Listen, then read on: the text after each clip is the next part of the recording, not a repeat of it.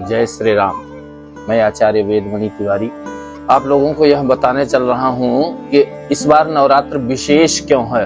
यह नवरात्र पिछले 24 साल पहले 10 दिन का पड़ा था और इस बार भी 24 साल के बाद 10 दिन का नवरात्र पड़ रहा है। यह नवरात्र 10 दिन का कैसे हो गया, आप लोगों के मन में एक प्रश्न आता है। यह प्रश्न का उत्तर यह है भैया कि कभी कभी तिथियां जो निर्धारित की जाती हैं सूर्योदय और सूर्यास्त से, कभी कभी तिथियां ऐसा हो जाता है कि एक तिथि 2 दिन तक भोग करती है, दूसरे दिन तक कुछ घंटे तक करती है और कभी कभी ऐसा हो जाता है कि कोई तिथि कम हो जाती है। इसी आधार की गणना को लेकर के हमारा ज्योतिष शास्त्र इस पे विशेष वर्णन करता है कि नवरात्र 10 दिन का हुआ, यह विशेष बात है। और माता रानी की विशेष कृपा प्राप्ति इस बार की जाती है क्योंकि इस नवरात्र में माता जी गज की सवारी हाथी पर सवार करके प्रवेश करती हैं पहले दिन, इसीलिए इसे विशेष कहा गया है। और इससे भगवान की कृपा, माता रानी की कृपा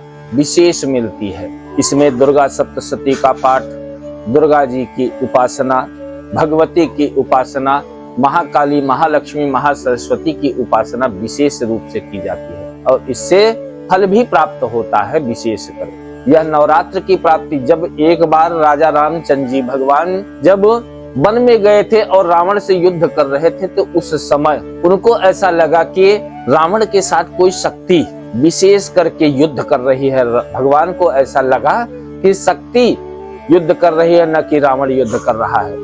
दूसरे दिन वो विश्राम के लिए बैठे तो अपने सभा में कहा कि हमने देखा कि रावण के साथ एक शक्ति युद्ध कर रही है।